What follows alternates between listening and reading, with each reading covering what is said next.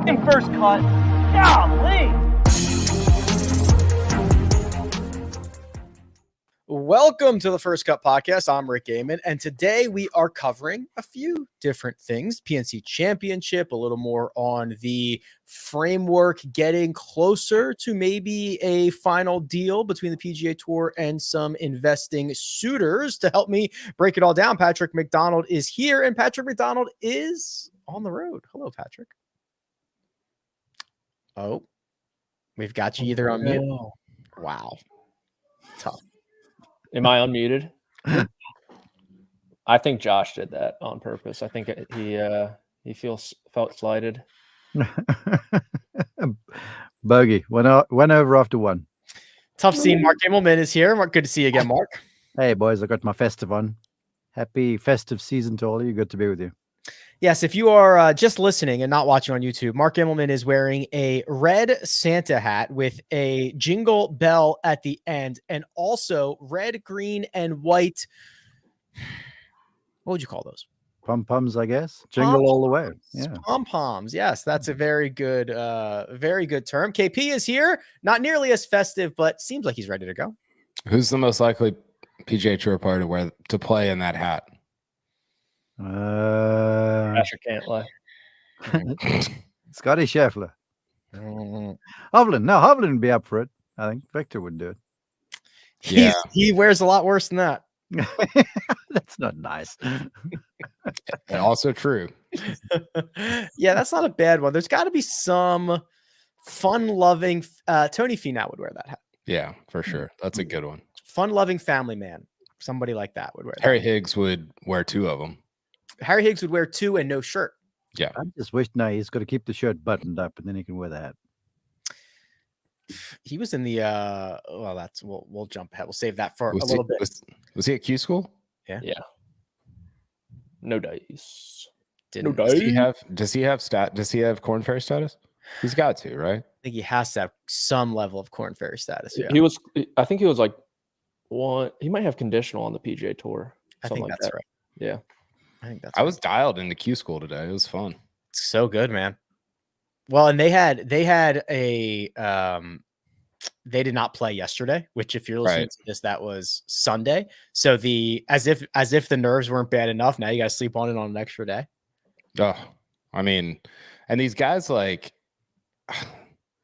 they look so placid and calm, like guys that have never, it's one thing if you've been out there on tour some, but guys that have never been anywhere, like Blaine Hale, kid went to OU. I think he's from Dallas.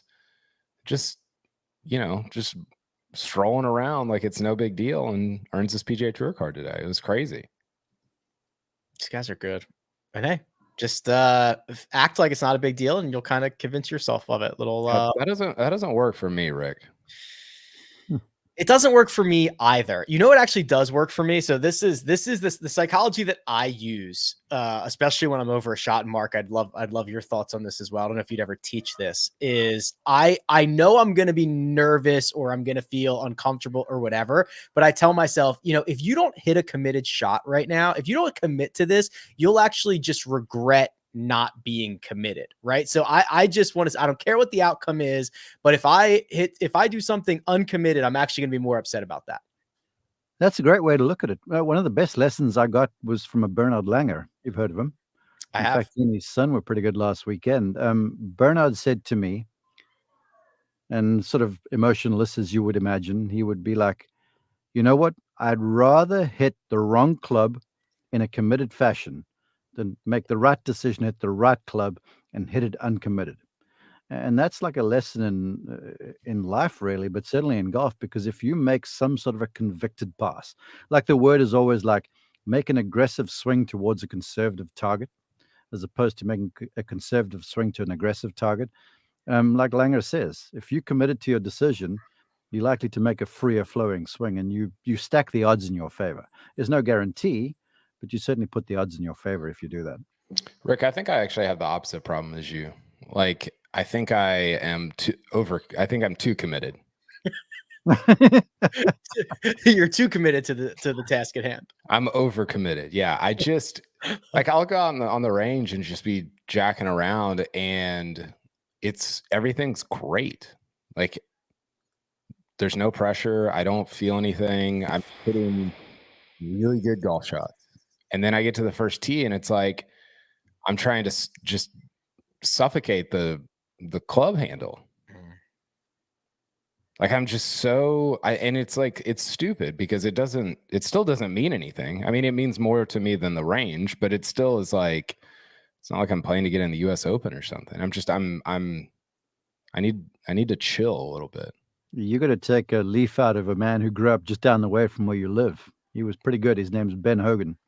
And he was asked what the most important shot in golf was. And he said the next one. And if you can approach golf in that sort of a vein, now Gary Player would say to me, he goes, hit every shot as if it's the last one you'll ever hit. So take on the information, pull the right club, make a convicted pass, but then swing it like Hogan said. This one doesn't really matter. Its value will be defined by the following one. I could hit a 300 down the fairway and make 5, or I could hit a 220 in the fairway and make 4. It's the next one that's going to define the value of the shot you're over. And if you can somehow adopt that mindset, you'll be able to swing more freely. I usually hit it 280 down the other fairway and make 6. Well, the other one, the second one off the other fairway counts. Speaking of the Langers, they got the job done at the PNC Championship, 60-59. Yeah, that'll generally do the trick. But Patrick, the lights, the cameras, the microphones were heavily tilted in favor of Team Woods, where the Big Cat and the Kitten went 64-61 to finish T5. Yeah, it was social media manager Super Bowl this weekend. I mean, Truly. Engagement galore, farming out there like old McDonald himself. Yeah, I mean, it was cool to see. They kind of had a little run there on Sunday, made a string of birdies there. There was a cool little moment in the bunker on 14 where Charlie hit this, nifty little bunker shot right next to the pin, and then Tiger stepped up, almost outdid him, and yeah, it was cool. I think just the whole like conversation around Charlie Woods in the Woods. I know Nicholas's kid was on the cover of SI back in the day too. It's so bizarre to me. It really is. Like both sides, right? Like I said, I don't hate the player. I hate the game when it comes to the engagement farming. I understand social media managers, they got to do what they got to do. They got to get the clicks. They got to get the views. I understand that. And then I saw one tweet this weekend, and I had to make sure it wasn't like a parody account. I thought it was, from a Club Pro guy or something like that, but it was a citizen. And he said, "Oh, I watched 14-year-olds for the last decade." One, it sounded like this guy should be on a watch list or something. And he's like, "Why are we so obsessed with this kid?" And it's like, I think, I have more disdain for someone like that who looks up Charlie Wood's score and is like, "Oh, he's not even that good." Like, let the kid enjoy his moment with his old man. You don't need to. You can post a couple of videos, sure. You don't need to post 100 of them. You don't need to criticize him. He's a freaking kid, for Christ's sake. So it's just all very bizarre to me. And I understand it because it's Tiger and it's Tiger's son. But yeah, they played great. 2 things real quick, Patrick. One, I had somebody, I tweeted that he drove the 321-yard green or whatever, and I had the numbers wrong, didn't do the math right. Sue me, whatever. Don't sue me. But somebody responded and said, "That's not that impressive. Don't you know how far 14-year-olds hit it these days?" And I was like, and he framed it like I can't remember. It was like, as somebody who covers golf, I would think how far the 14-year-olds hit it. And I was like, I don't. Like, that would be weird if I did. I think like you do. That would be very strange if I did. And then I think the other thing that is one of my takeaways from the week or the weekend was I think Tiger's done a lot of things wrong, right? I think that's, his life sort of speaks to that. But I think one thing that is very commendable as a parent that he's done very well is to protect his kids from exactly what you're talking about. You know, he talked a lot about phone usage and how he's tried to like guide them and how he's tried to keep them from idiots like us. And it seems like such an innocuous thing, but I think it's actually very commendable because it takes some like real intentionality for him to do so. And so I wanted to say that I think he's done a very good job of that. Rick, if you're cool, I'd love to chime in on this. First off, did you see the TV rankings?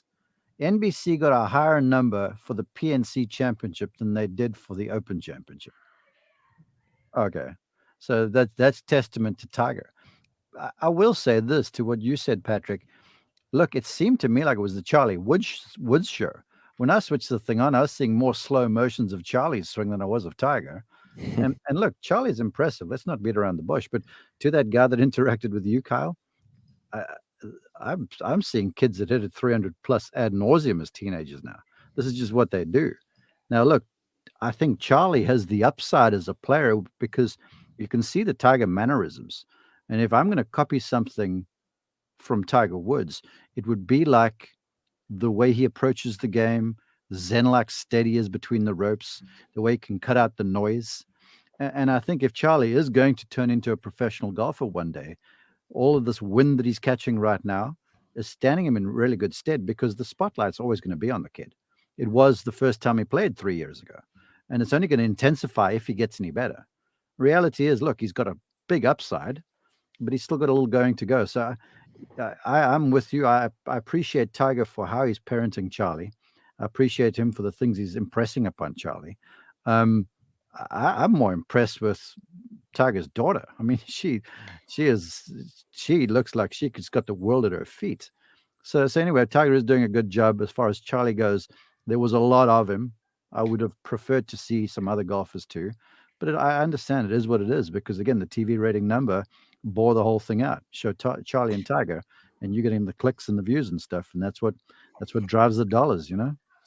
Definitely brings in the views and the clicks, especially in December, where golf usually slows down. Not so much this year. Patrick, looking at the big cat, he did not go as far. He would not commit to showing up at Torrey Pines at the end of January. He said a couple of weeks ago at the Hero World Challenge, in an ideal world, it'd be about one tournament per month. Are you more bullish or bearish on that statement now after seeing him play at the PNC Championship? I absolutely love that Cara Banks just straight up asked him. So we'll see you at Torrey Pines, right, Tiger? You promised us that. I don't know, Jim. Yeah, I mean, he walked the final day. That was good, Patrick. That was good. It was cold, kind of. I don't know, Jim. It was pretty miserable during the early stages there at the Ritz-Carlton, and he looked fine. His walk, I thought, looked better than it did in the Bahamas. So I don't know if he's going to play Torrey. I think the Genesis makes a lot of sense. Smaller field with the cut. He's going to get in. I thought what is interesting, I believe Bob Herrick was the first to bring it to light, is Tiger's not in the U.S. Open. And he was asked about it a lot, whether he'd accept the invitation like Jack and Arnie have. I know they had an invitation set for Phil before he won the PGA Championship.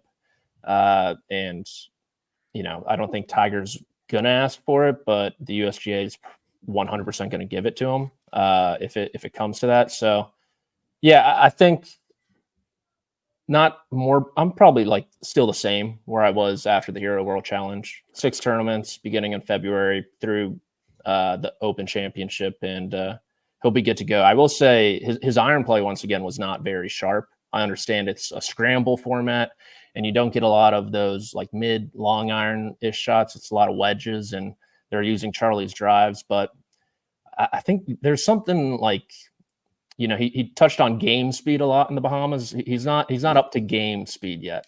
And I think you see it with those mid to long irons where he might try to be shaping a ball from the middle of the green to a pin, and it's not curving as much as he expects it to. And he might curve it enough at home, but it's not happening in competition. So that's really what I'm looking at in, you know, come February and March before the Masters. Yeah, but he's still got the hands. I mean, that bunker shot you talked about, you described.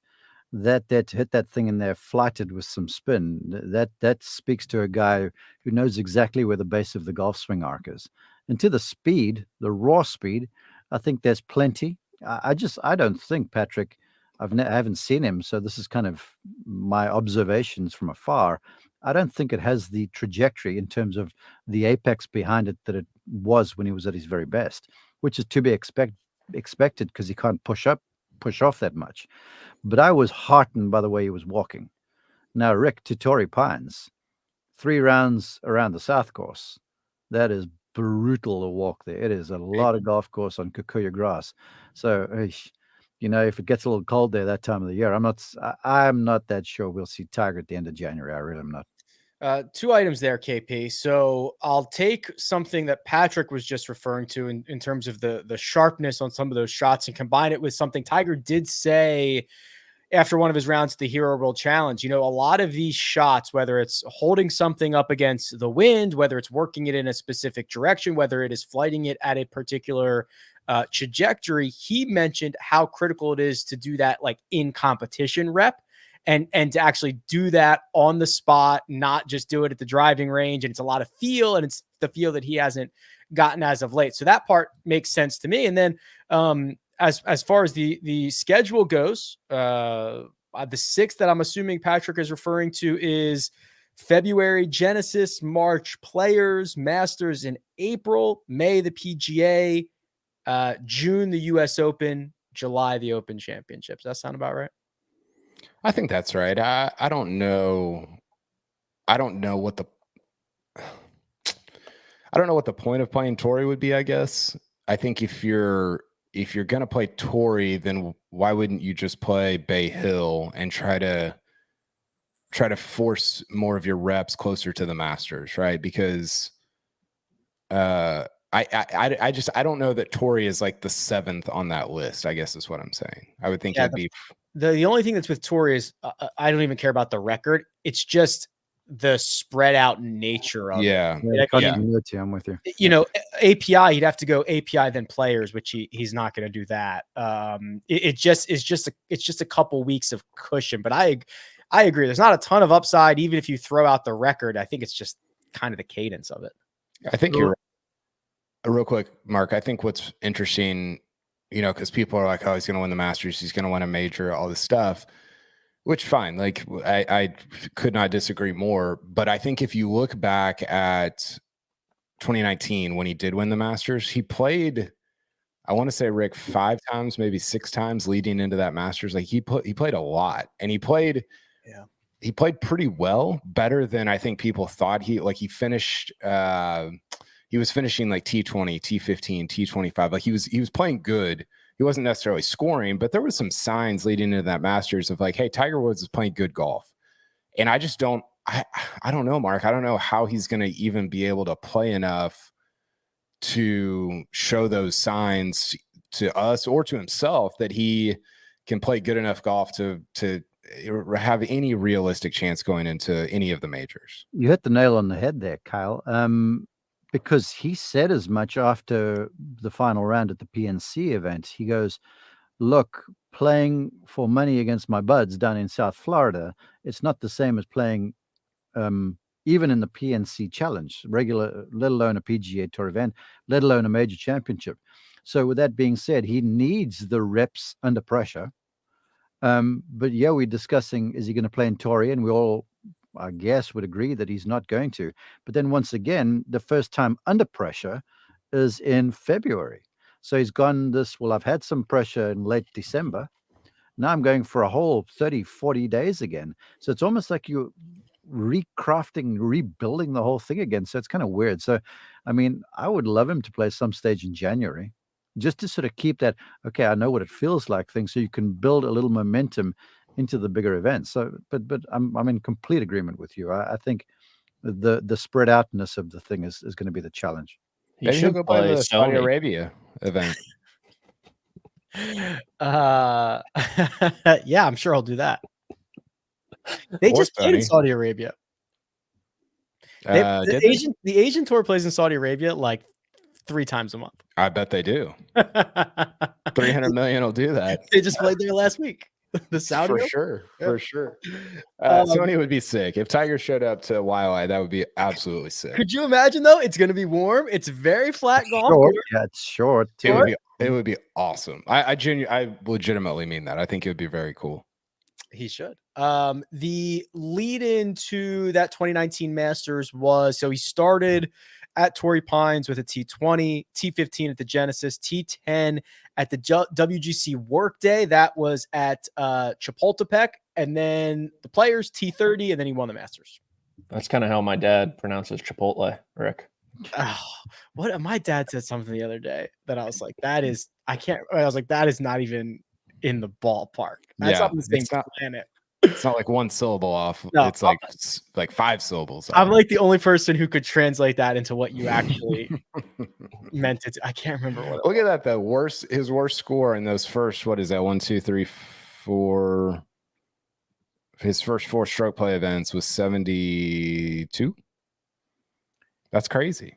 Oh, that's really impressive. Yeah, 72 at the Players. Yeah. Yeah, but you see there's at least an event a month leading into it. And that's the thing for me.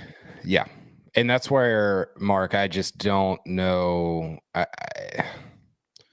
don't know. I mean, he looks great, right? Like he looks, I think 3 times as good as I thought he would look, as people that are realistic about this, I think thought he would look. But one, I just don't know that he can play enough.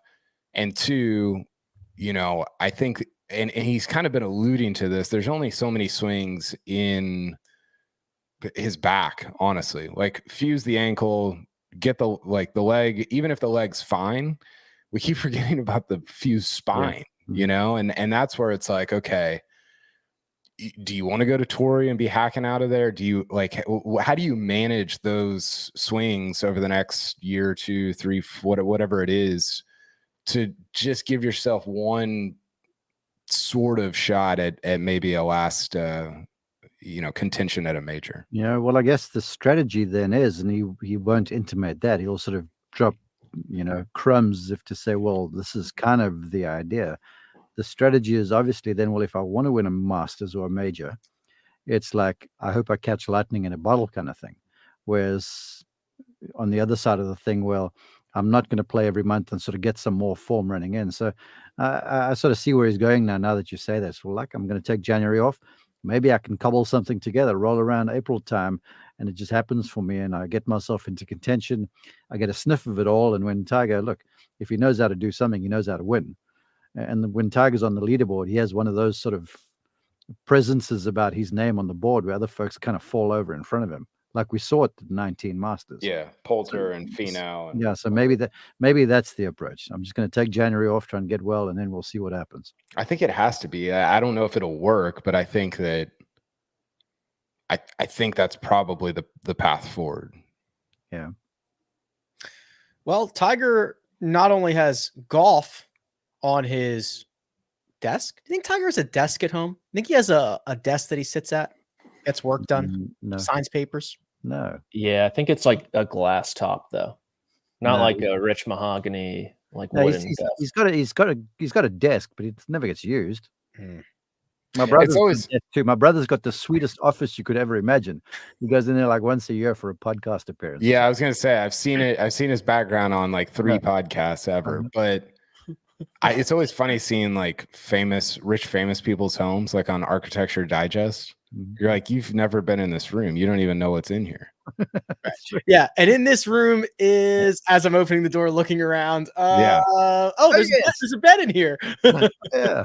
That's where I like to decompress, get away from the family. Well, anyway, if Tiger does have things coming across his desk, it is because of the ongoing merger. Will they, won't they? We'll discuss that and much more. But first, we're going to take a quick break and hear a word from our partners. We need your sports news anywhere. We've got breaking news to bring you. Then get your sports anytime you want them. Big trade news overnight to discuss. Because we know you need sports all the time. A lot of movement in the rankings this week. A legend adds to their legacy. We're bringing you that breaking news right here on HQ. CBS Sports HQ, anywhere, anytime, all the time. And we're back. KP, before we jump into this, I finished listening to NS3. Yeah. And I was laughing out loud because about a week ago, I was trying to explain to Armina how Bryce Harper once pronounced the word meme. Meh. Meme, and I lost it when that made its little. It was in there, and I was like, "Oh my god, that's like it's the greatest moment of my life." I think about it all the time. Yeah, I was just, as I was reading, I would either like just start laughing and just leave it in there, or I would say stuff that wasn't in the book because whatever, I can do it. It's my audiobook. And I thought when I was saying the word meme in there, I thought about the time. I think he was on SVP, right?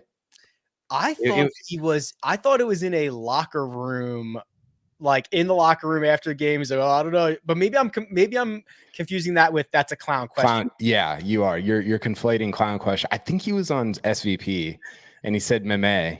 He called it a meme, which is sort of the audio version of never having been in one of the rooms in your house, Right? Yeah. And it was like I will never forget what that sounded like because it's like Patrick's dad trying to pronounce Chipotle. It was really confident. That's the thing. He's very confident in it. Can we show that, producer Josh? Can we if we can pull that up, that would be extraordinary because it is the best. Josh, if you ever get a handle on that, let me know. We'll throw to it. While we're talking about the Big Cat and some golf, the reports are coming out hot and heavy, and it's not just with the PIF, Patrick. The PIF, Patrick. Another acronym has made its way into the fray. Strategic Sports Group is reportedly prepared to invest $3 billion with a B into the PGA Tour. This is a group of U.S. sports owners, includes Arthur Blank, John Henry, amongst others. And it seems as if the PGA Tour wants to get, let's say, this $3 billion and another $3 billion or $2 billion or some billions from the PIF. I'm thinking Big J leaked this story before his big meeting with Yasser. I saw you float this in your newsletter. Acronym boy over there just throwing out some theories. You postpone the meeting. Oh, we just happened to drop this on Friday with what we want from SSG. That's what the kids are calling the Strategic Sports Group. And now you have this meeting with Yasser. But, I didn't really understand the numbers at first. My junior year finance Professor Eastwood, no relation to Lee Westwood. Wait, is he Eastwood or Westwood? He's Eastwood, but he's not like an evil twin of Lee. I thought you were going to say no relation to Clint, but you said Lee. Or Clint. Okay. Actually, or the Northwoods or the Southwoods. In Hollywood. Huh. I don't know. Isn't there a Northwoods casino, Rick? There's one in Connecticut called is that what you're thinking of? Yeah. What is that? Foxwoods. Okay. Who are the Northwoods? I don't know. Oh, okay. But so I was reading Joe Ogilvy. I don't know if you've heard of this guy, but yeah, he's a Duke grad, and you know that old saying where it's like if a tree falls in a forest and no one's around, doesn't make a sound. That's kind of like Duke grads, I think. Like if they don't tell anyone they went to Duke, did anyone actually go to Duke? There we go. Situation. Hey. But he went to Duke, and he's a very smart guy. Member of the PGA Tour for a while. Do you know him, Mark? Yeah. Okay. Sorry. Let's get him on. So, hey, Patrick, he does pass the eye test. I can confirm. What he tweeted out was valuable information because it was not in any of the articles whether the valuation was pre or post money, and so that's Shark Tank phrase. And so he has the PGA Tour around $10 billion pre money, meaning that's before the Saudis or SSG put in their 7 combined. So if they put in 3.5 each, that means they'd each get around 21% of the ownership, leaving 58 for the PGA Tour, the DP World Tour, and the PGA Tour players. That makes more sense, right? Yes, it does. Because I was under the impression it was like going to be like 30-ish. Well, that's the way the Times article framed it. Yeah. So it does. And I mean, how they divvy up that 58%, I think is going to be very interesting. I think down the line, because I mean, the DP World Tour, their greatest assets probably the Ryder Cup. Definitely. Mm-hmm. So I'm thinking the Enterprise is probably going to try to snag that from PGA of America. Well, that's the thing. KP, just get locked and loaded. We'll get to you here in a second. But Mark, the thing with this, we've heard the dollar amounts. We've heard who might be players. We don't really even know yet what they're valuing, right? So they discussed that the NewCo, this company that would be a for-profit entity, would house, quote, the assets. I guess they're figuring out what those assets are, because that's how you figure out what this valuation is, and where do the TV contracts come into play, and ticket sales and revenue from XYZ and everything. We don't really even know what's going in to NewCo. Well, if you listen to Viktor Hovland, he's like the assets of the players, and they're being treated like slaves right now. In many respects, it sort of smacks of the fact that back in the day when, money was valued by the gold standard, there was a gold value to printed money. Well, that's kind of gone out the window now because people are printing money hand over fist. So you could make the value whatever you want it to be. But this I know for sure. SSG, fantastic. I wish Arthur Blank would use some of that money to find us a better coach in Atlanta for the Falcons. That would be awesome. But still, they're going to get blown out of the water by the Saudis. If the Saudis decide to do what they're capable of doing, you still can't compete, whether you bring 3 billion or 33 billion. What fun do they have, those Saudis over there? They could go bananas if they really wanted to. So that's my take. I mean, you guys know more about the finances. You spend time reading this. I'm just going to keep my head down and call golf when I'm up there. But I agree with you, Patrick. This is a play to say you guys were you thought you held all the leverage with Rahm. No, we got a little some over here. So when we sit down at the table, we're not going to be the pushovers that everyone's thinking we're going to be right now. There's definitely, I think, a lot of that in it, KP, right? It's punch, counter punch. Also, I think that, if you can get an investment, say it's 3 billion from SSG, 3 billion from the PIF, I think it makes it a little more tenable to people who say, okay, it's not the Saudis buying the PGA Tour, it's part of a larger investment group, et cetera, et cetera. There's that side of things. There is, there's how do these assets end up changing? Will they only show commercials moving forward? Are they going to expect a return on this money? How were they ever going to make this money back? I've got like a lot. I got like a lot here. Yeah. Here we go. Those are the real questions, because actually I've got a question for you, Rick. I just thought of this hypothetical. Would you rather own the 4 majors in the Ryder Cup?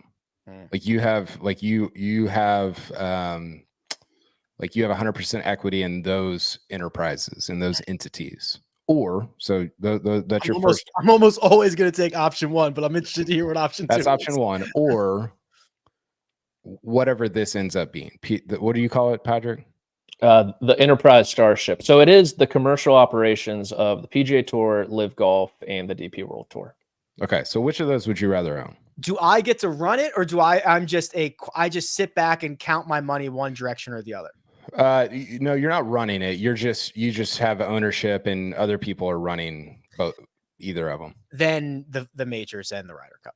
For sure. I think that was my answer anyway, but I do think that, listen, I mean, there is obviously a lot of value in the TV contracts, everything, the PGA Tour, the DP World Tour. If you want to go the live route and sell franchise, there is a ton of value in that. I just don't necessarily trust the people running any of that.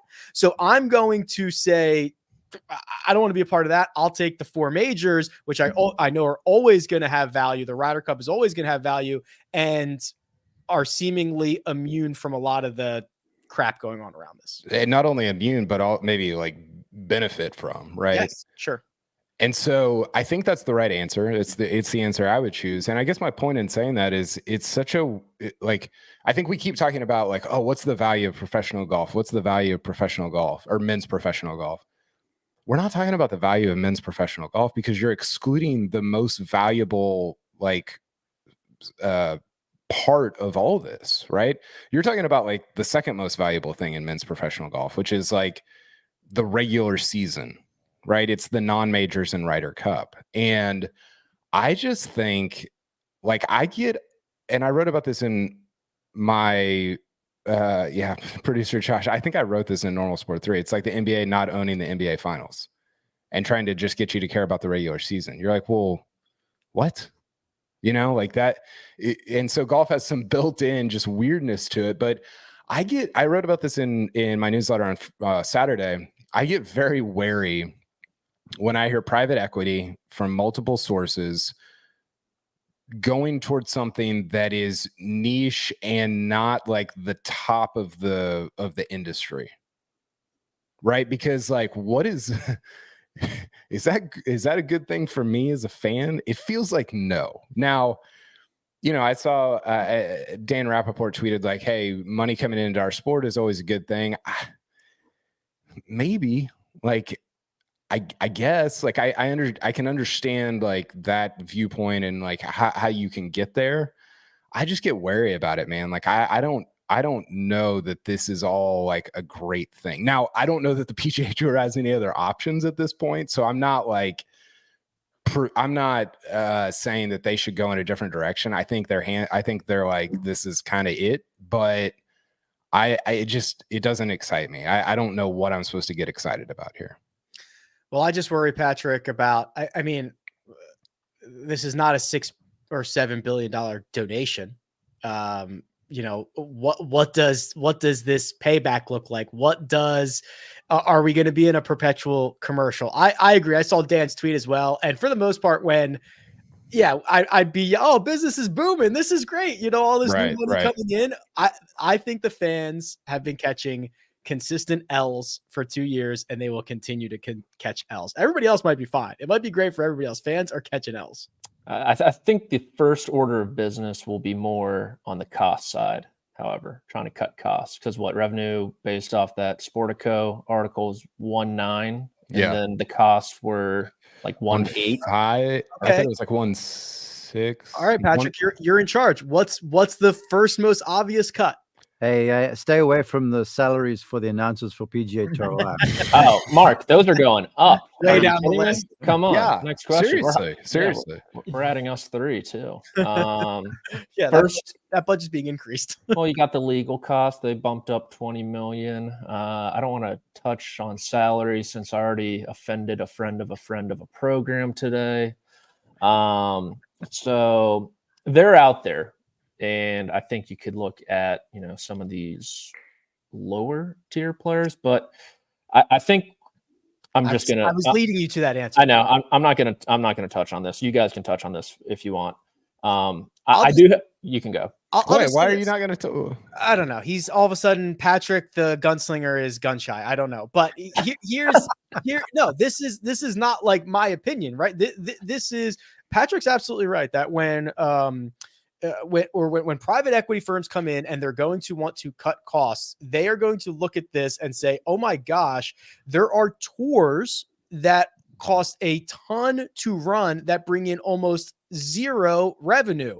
And that's going to be the first place that they look. Now, that is not good for the growth and the future of the game. This is why when you have guys like Peter Malnati and you've got the 21 lower guys on the PGA Tour looking for transparency, they know that they're in a position where they're not holding a strong hand. And that's not right, Mark. Like, you need a system, you need the Korn Ferry, you need these other tours, but from a financial standpoint, they don't make any money. Yeah, well, look, I had this conversation with a few folks that came and spent some time with us over the weekend, and the one young man is very into the sport. He's kind of like you guys would be. I mean, I should hire him as my researcher because he was telling me more about Korn Ferry players than I knew. But the thing about all those tours that you say are likely to get the axe if this does indeed happen is they're just not driving numbers. I mean, the PGA Tour is broadcasting Q School finals this week, but they had the Golf Channel had cut the Corn Ferry Tour feed, and the tour were producing the thing. So all of the big television, and that's, I can speak from the television point of view, they're interested in the big events with the big players because that's where they can sell the big dollar commercials. That's how the economy of it all works. But, with Love, PGA Tour Latino America or PGA Tour China or the Mackenzie Tour or even the Corn Ferry Tour, they are just really not that attractive. And your point is well founded. They are necessary because they're a feeder system, but it's very much like the minor leagues in baseball, for argument's sake. Correct. Yeah. So I'm keen to see how the whole thing shakes out. I believe it's a necessary service, KP. Yeah, totally. But that is not how people who are going to pry through the budget are going to look. When you look at the United States Postal Service, how much money do they quote lose? Well, they're a service that is provided to citizens of the country, right? Like, so they're going to go through this budget with a fine-tooth comb. And when you're talking about, I can't believe we're talking about the USPS, but come on, man. Those are my people out there. I stand for the Postal Service. I love the Postal Service. Shout out to everyone at L'Enfant Plaza. Come on. It's I don't even know what you're talking about, but it's subsidized by other entities, right? Like that's how a lot of this works. I think, and this is where it gets, I think the reality is, and this is what I wrote about on Saturday in my newsletter, Rick, is like, I think the tour experienced this weird boom in the Tiger era that everybody just presumes is going to continue because that's how businesses work. That's how large corporations work, is that the line is just always up and to the right.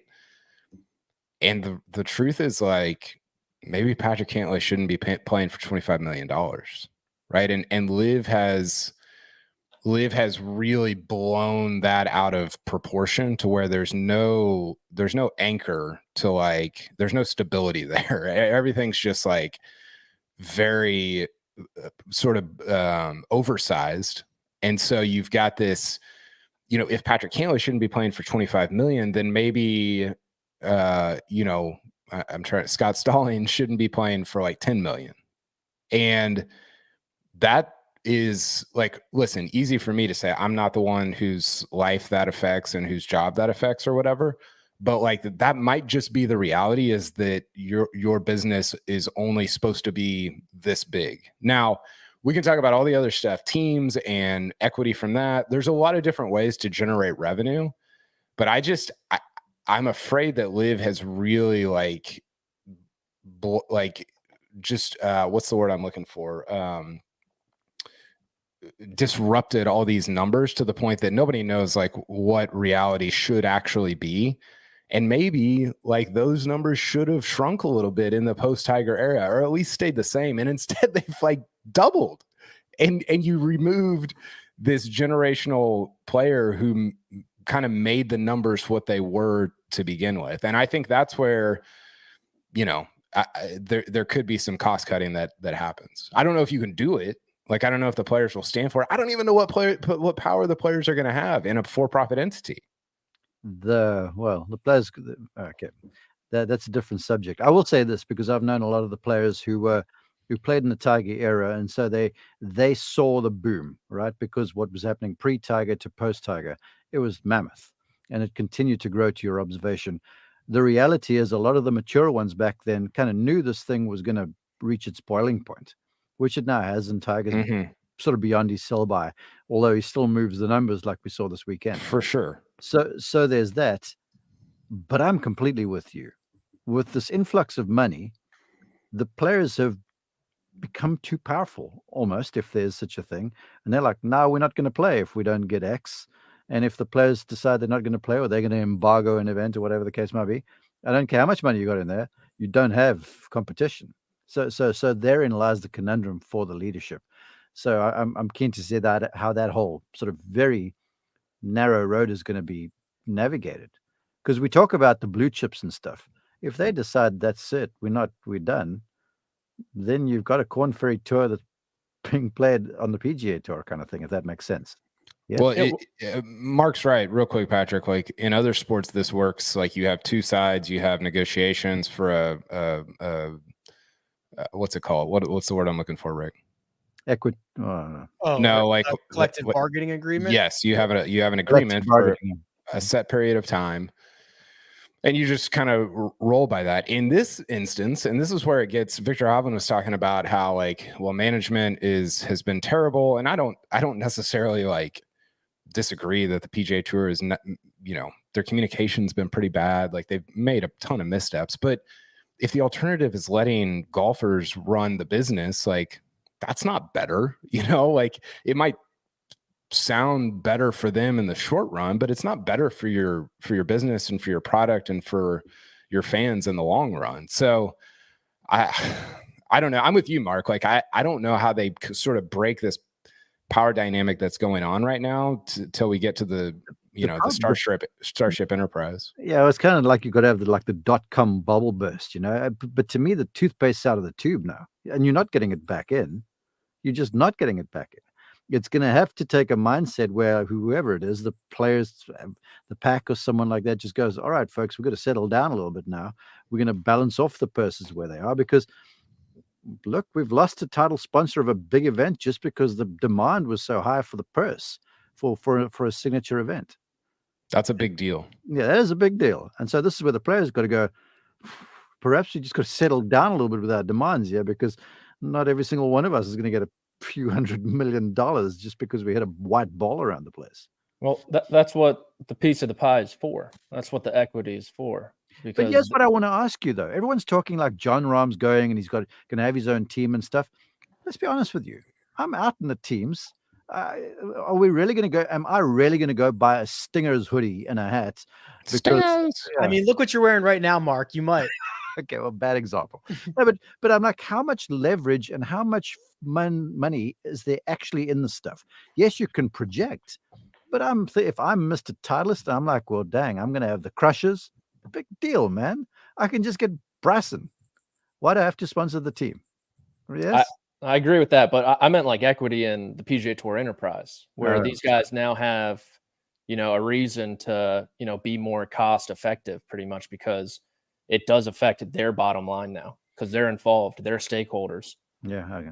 I wonder if we'll ever have a players union. I know these guys love their independence and their independent contractors, but there is kind of a reason why that works in other sports so that you don't, like you said, KP, I mean, you don't negotiating in a bubble. There is no negotiation. It's craziness. And I think a union and two sides that work together transparently to figure stuff out could be interesting. I think that's what it's trending toward, especially with the Starship. I can't even say it. Is it Starship Enterprise, Patrick? Enterprise Starship. Enterprise Starship. Star Trek. Come on. I was homeschooled. I think that's what it's trending toward because you can't have. I don't know, man. I don't know what the makeup of the organization is going to look like, but I presume it's not going to be member run anymore. Like this whole thing where they're going to have the enterprise running both Live and the PGA Tour, and you'll still have members that what are we doing? Blow the whole thing up, start it over from scratch, make it make sense, and let's move on. I think there's a real opportunity to do that right now, and as messy as the road to get here has been, I hope they take advantage of it. Let's move on. That is what we will use to go to our next break. But we still have Viktor Hovland. We still have a little bit of Tony FInau. We've got a couple more things to chat about. But first, we're gonna pay the bills. Are you using a plunger to unclog the shake machine, as in the same plunger we use to unclog the toilet? No. We're going to be opening Mega Good Burgers in cities all over the world. Whoa! Megacorp wants to replace everybody with robots. We gotta do something. Here's your burger. That's not soap, by the way. It's maple syrup. Why?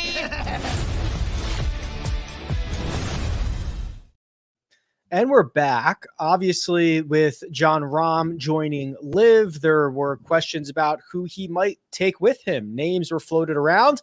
Tony Finau, Viktor Hovland, Terrell Hatton, amongst others. FInau has posted on Instagram that he is, I guess, at least for now, here to stay on the PGA Tour. We'll be teeing it up at the Century. And then Viktor Hovland went on the 4 podcast in Norway and had some things to say about his view on the game of golf. This has been translated from Norwegian, so it might not, the words mean the same, but some of it seems pretty direct compared to what Viktor usually sounds like. But the quotes we're looking for here, I doubt it about if you will see him go to Live Golf.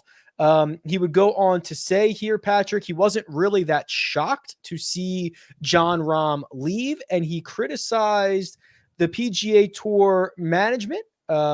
He said, let's see here.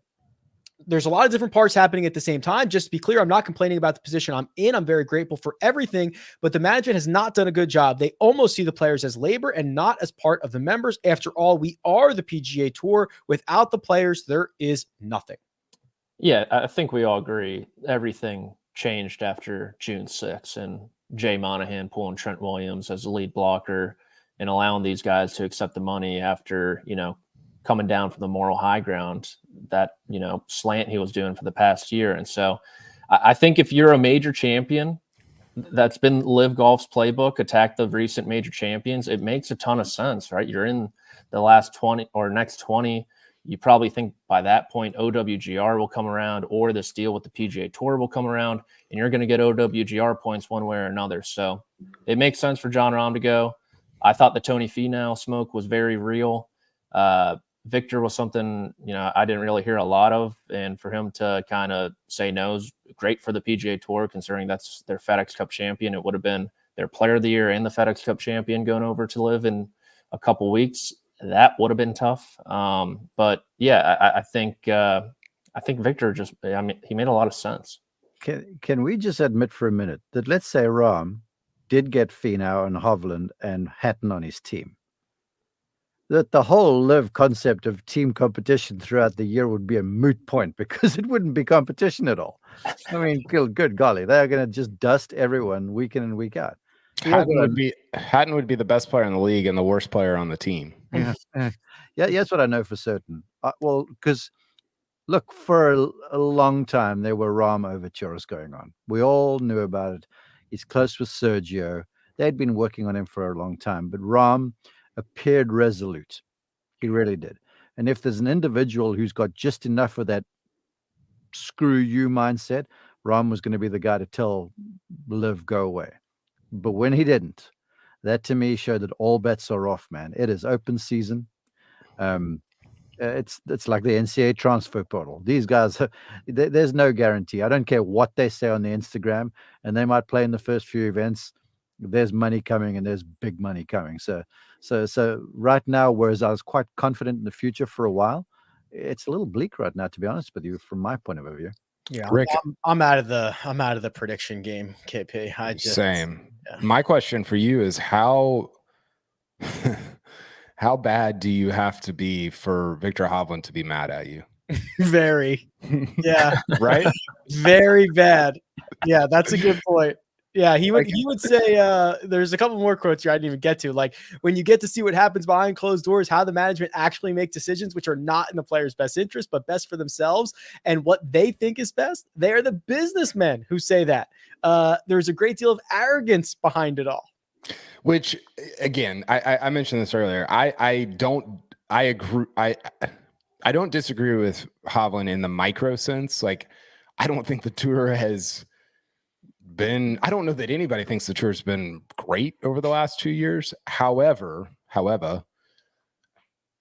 I don't I disagree with him in the macro sense in that I don't want athletes also being executives, right? Like, that's the way the PGA Tour is structured, but I don't think it should be structured that way. Right. I agree. I think that they should have representation. And I guess the argument would be, well, the representation is Tiger and Cantlay and Spieth and these guys who are on the board. But At this point, I'm not. What does the board have any power? I mean, if Jay can just go, I don't even know who's in control of anything. Dude, they unanimously voted for the SSG and to advance conversations with the Saudi Public Investment Fund. You didn't get that press release, Rick? You think they sent press releases? I can I want to toss this at you and get your take. I've said this for a long, long time. I have the suspicion that Live will be a global tour, the international tour, and the PGA Tour will be made up of basically Americans. And that's what it's going to be in the future if it continues to shake out this way, because the international folks, they've got to move over here, they uproot, they basically move away from their culture, because the PGA Tour was the place you wanted to be. It's why I moved to the United States. But heck, if I could live in South Africa, travel to a few international countries a year and make millions of dollars, I'd do that in the blink of an eye. That's what John Rahm's saying about growing the game in Spain. As much as what that sounds a bit asinine, he will be more in touch with his fans because he'll probably spend a bit more time over there. More that being said, I don't know with his wife Kelly, but that's what it's going to be to me. I think Live will be international. If we have this conversation in a few years' time, I really do. The PGA Tour will be Americans and Rory. Are you sure about Rory? What? Huh? Are you sure about Rory? I mean, as far as I know. Well, I am. I mean, the guy's got hundreds of millions of dollars anyway. But right now, remember, these guys are all alpha males. And when they walk in a room, it's like someone's got to be the best or the smartest. And they compare by resume and bank accounts. And right now, Rahm seems to be the alpha. Scotty doesn't care. Scotty's like, I got enough money and majors and stuff. Rory kind of likes to be the alpha guy too. Sounds like a bunch of guys who went to Duke. I think, yeah. I mean, what Mark is essentially describing is the European Tour, PGA Tour dynamic of the 1980s, right? Or the early 1990s, I guess. And I think that Wisdom and Faldo and Seve and Langer and all those European studs playing over there. Yep. And I think the difference now is that, well, one, travel's easier, and so there's not this sort of difficulty in playing for like the top tour with the most money, and you could see a disparity in how much money is paid out if more and more guys go to toward Live. Then the PGA Tour would start to have to reduce its purses, and I just don't know that you're ever going to have like that separation, because I don't think that, like I said, travel is just not as much of an issue now as it was in the 1970s or 80s. It's not as difficult to kind of get to different places, especially if that much money is being paid.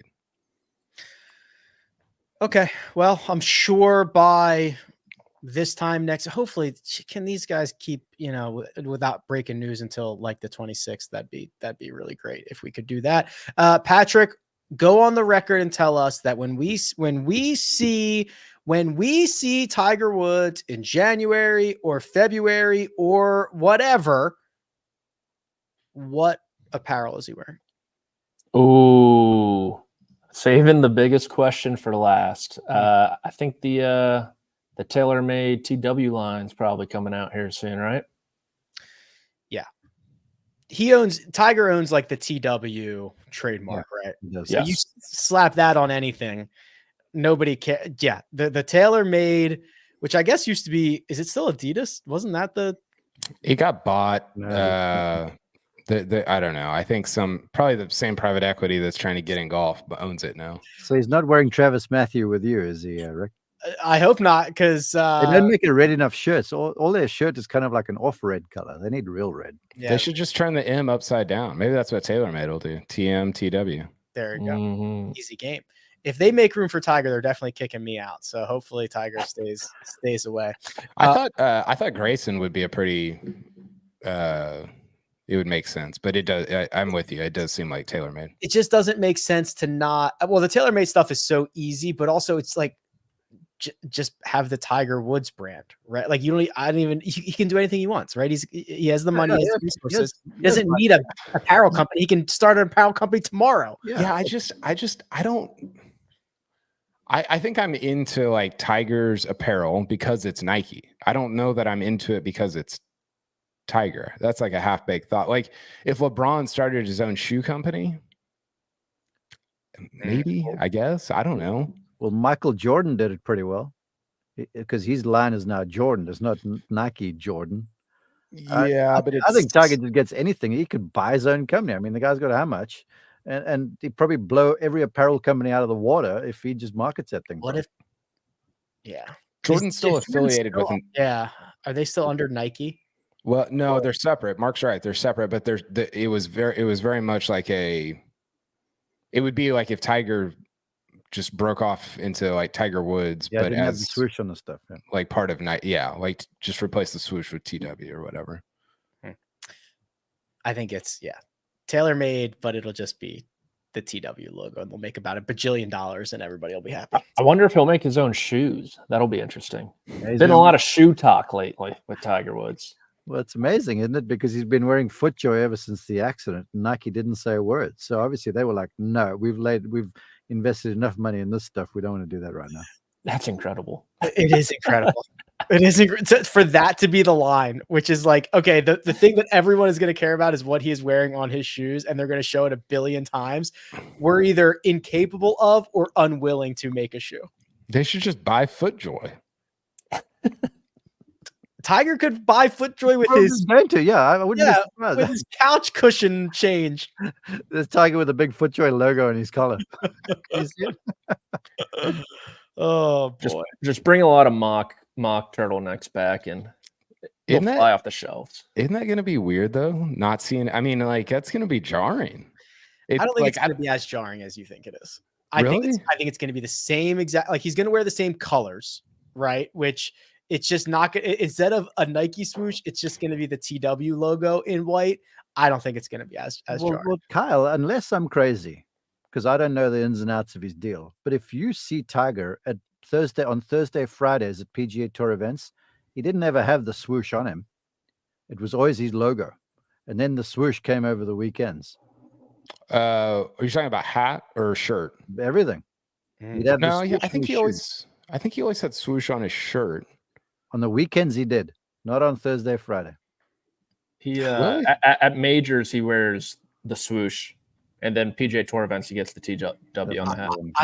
I've never noticed that, and I love that was a negotiation at some point. Yeah. Well, we'll give you okay at Masters. We'll give you swooshes all 4 days. PGA Tour events, I'm going TW. I love that many people probably sat down and discussed that. Yeah, Multiple times. Yeah. Well, you've seen that Jordan flick about how his mom negotiated the royalties on the shoes, right? Now that worked out for him. Yeah, that worked out. Yeah, pretty well. That's pretty sick. All right. We will be back on Wednesday, Patrick, and you will be putting that trophy emoji on the line. The official trivia competition will happen Wednesday. Are you nervous? Yeah, I am. I've got an ice machine cooking behind me. Hopefully no one can hear it. Yeah, I'm pretty nervous, especially after Kyle and I kind of went, Watson, Nicklaus, Turnberry back there a couple weeks ago in the final round. Did we? Oh, yeah. We did. Back and forth. I still hear Emiliano Grillo in my sleep. Mark might not have seen that. We had to do was it one-time major winners? No, we did that. That was previous. Runner-up in majors since 2000. Major runner. No, gee, where's that? We went. You guys how are many legit deep? fans. We went like 50 deep. Yeah. Yeah. Nobody remembers the second place guy. I mean, how do you guys know this stuff? They do. I have a lot of Wikipedia. I got to think another. You don't want to know, Mark. You do not want to know what's going on inside this brain. But yeah, I'm definitely nervous. But people forget, who won the Open following Watson's Open? Jack Nicklaus. So hopefully that happens this time around. Okay, we'll see you Wednesday. I've been reading Wikipedia, if you can't tell. I still got to come up with the questions, so don't get too deep in there. All right. Big thanks to producer Josh, does all the hard work behind the scenes. Mark Immelman, very festive at Mark_Immelman. Patrick McDonald at P McDonald. CBS does not roll off the tongue. Kyle Porter CBS. You can find me at Rick Run Good. This has been The First Cut. We'll catch you next time.